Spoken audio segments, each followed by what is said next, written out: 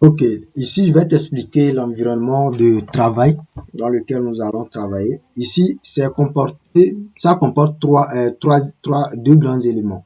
Nous avons les directives du processeur, c'est ce que tu vois ici. Nous pouvons ajouter plusieurs en fonction de l'usage que nous voulons en faire.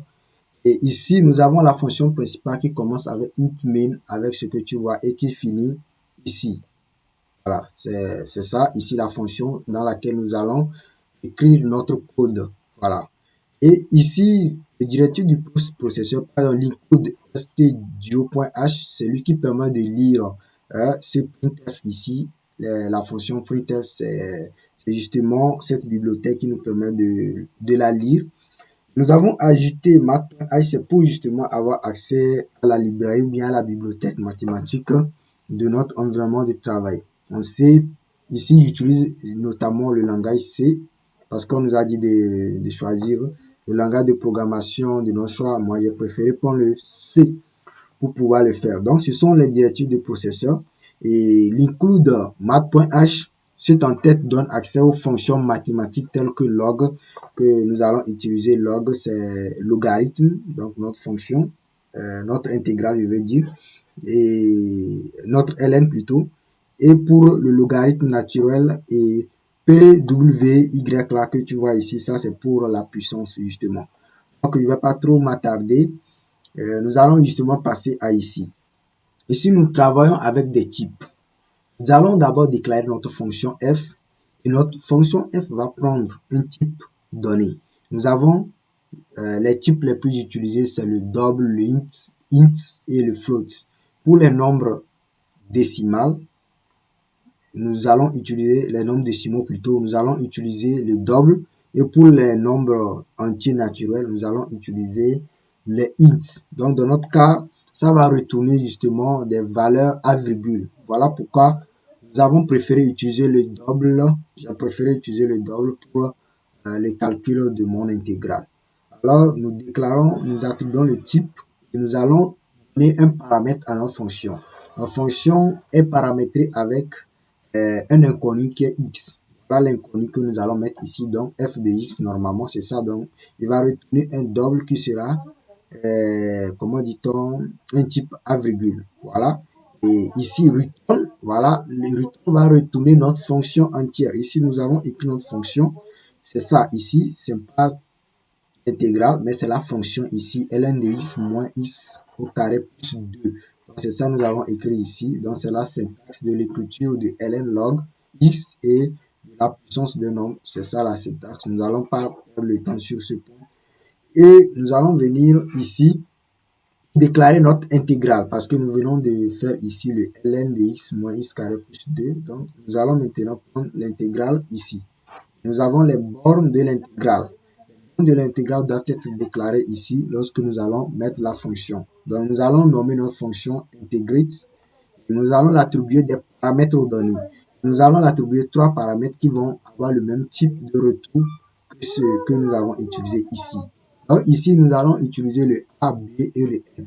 Le A, ça veut dire la borne inférieure. Donc, notre 0,1, c'est ça qui sera notre A et c'est ce que nous avons déclaré et attribué ici. Nous l'avons assigné une valeur donnée.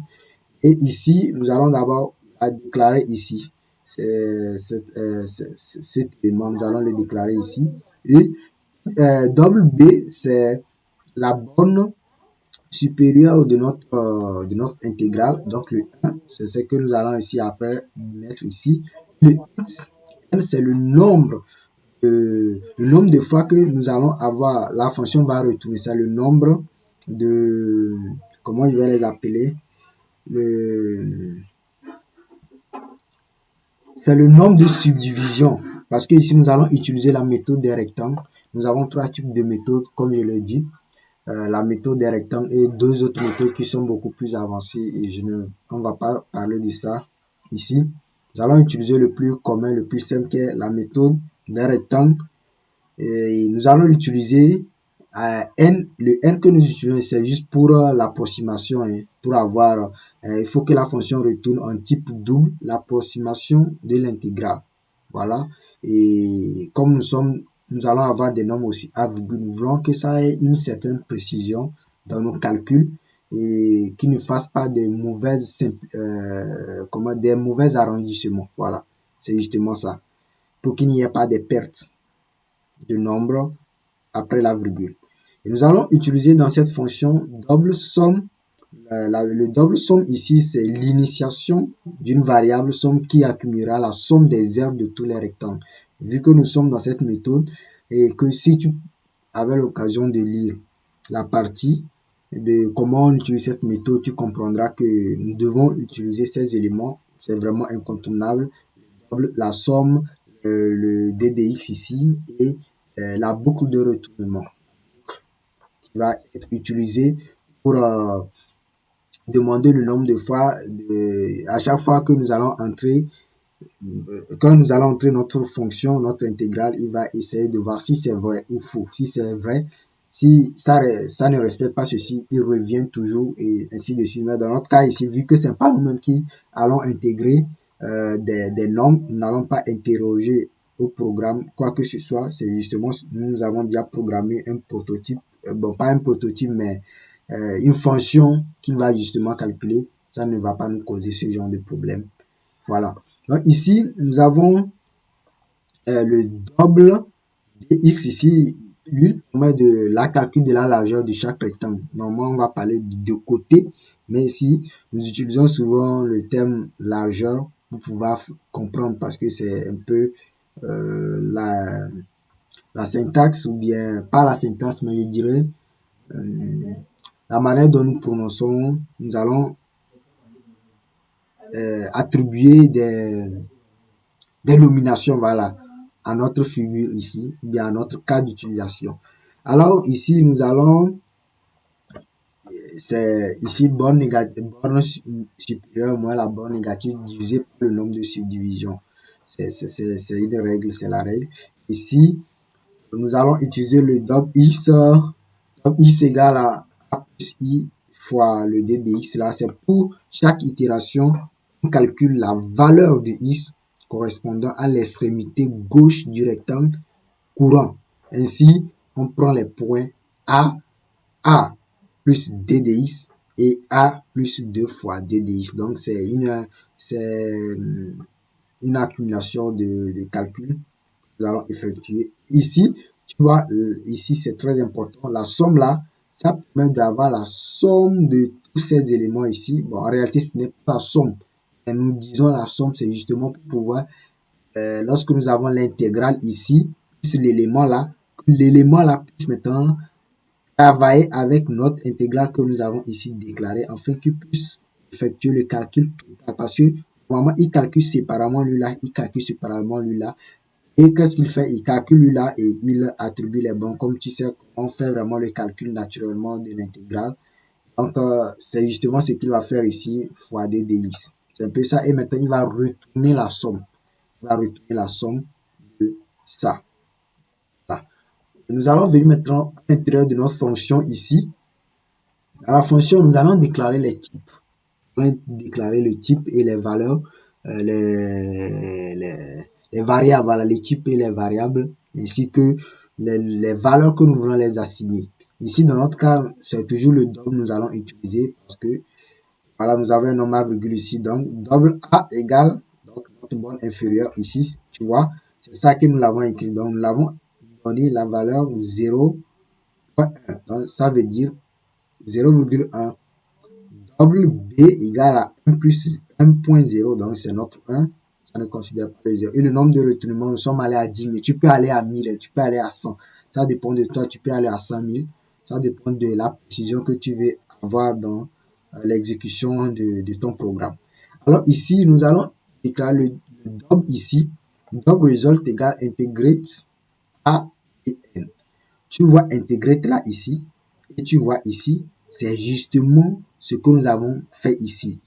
Ici, il a pris les paramètres là, nous allons pas venir écrire encore double. Nous sommes ici à l'intérieur de la fonction et nous l'avons déjà déclaré et donné les valeurs. Donc, nous allons justement venir mettre simplement A, B et N. Il va utiliser ces valeurs pour calculer ici, effectuer les calculs nécessaires que tu vois ici, travailler dans la boucle, venir vérifier les conditions dans la boucle, sortir de la boucle quand c'est vrai, et venir maintenant retourner la somme, venir prendre maintenant notre log ici, le calculer aux bornes inférieures et supérieures de notre intégrale. Il viendra maintenant prendre, intégrer cela, stocker dans une variable que nous allons appeler result. Je ne sais pas si j'ai vraiment expliqué pour que tu puisses comprendre. Il calcule tous ces éléments, comme je le disais ici. Ici, c'est l'intégrale. L'intégrale là, c'est ça ici. Donc, l'intégrale là, c'est le calcul de l'intégrale ici. La fonction à l'intérieur de l'intégrale ln, c'est ici, nous l'avons déclaré. Et il va l'utiliser ici, comme tu le vois ici, à cette ligne, pour l'effectuer et retourner la valeur de la somme ici, et venir maintenant stocker ces éléments maintenant dans une variable que nous appelons result. Et c'est ce result là qu'il va afficher ici. Nous verrons au niveau de printf, nous allons mettre maintenant le message valeur de l'intégrale de point, pourcentage de point f ici, voilà afficher 4 chiffres et la virgule. D'autres peuvent mettre ici, tu vas voir quelque part dans certains tutos ou dans certaines documentations, mais 0.4f, c'est pareil, il n'y aura pas d'erreur au niveau de la computation. C'est ça, et il va retourner notre résultat ici. Tu vois, c'est un peu ça. Tu vois, quand j'ai sélectionné ici, il m'a sélectionné ici également. Donc, c'est ça qu'il va retourner. Et voilà, ici, c'est la fonction de retournement initial de notre fonction principale. Je pense que c'est après ça, si tu as des zones d'ombre, tu peux justement me le faire savoir et nous allons, dans quelle mesure nous allons expliciter les choses. Mais il faut vraiment comprendre la déclaration ici et le savoir. Je vais juste faire le résumé ici. Tout ici, c'est la déclaration de notre fonction ici, fonction à l'intérieur, sans même le DDX. Parce que quand on ajoute le DDX, c'est parce qu'on veut intégrer ici. Donc, c'est ici. Maintenant, l'intégration, maintenant, c'est à partir d'ici. Tout cet élément, c'est la syntaxe pour pouvoir utiliser l'intégration d'une fonction. L'intégral que tu vas utiliser, c'est pareil. Ça ne change pas. Ça reste statique. C'est pareil. Ce sont des... Comment il va expliquer là? C'est comme une formule. Bon, peut-être qu'il peut y avoir des changements dans l'écriture, mais ça reste toujours... La sémantique reste pareil. Voilà. C'est de ça que je vais parler. Donc, c'est un peu ça. Il calcule. Il vient ici. Il prend les valeurs qu'il y a ici que nous avons déclarées. Mettre à l'intérieur de ces paramètres que nous avons déclarés. Effectuer le calcul nécessaire. Sortir de la boucle. Aller vérifier. Revenir nous donner. Stocker le calcul total dans une variable résultat et maintenant venir l'afficher ici. Nous allons exécuter le programme et tu vas voir. Quand j'exécute, tu vois, donne ceci. Je vais zoomer un peu. Et dans la valeur de l'intégrale est 0.79 son trait. Donc, on avait dit 4 chiffres après la virgule. Donc, c'est justement ça. 0. Voilà. C'est le calcul de l'intégrale.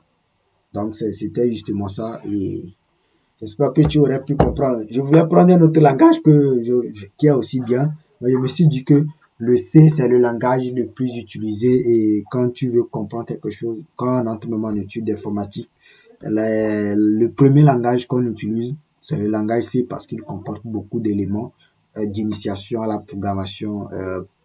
programmation procédurale. Parce que ça, c'est la programmation procédurale. Il y a aussi la programmation orientée objet avec le C++, le Java et d'autres.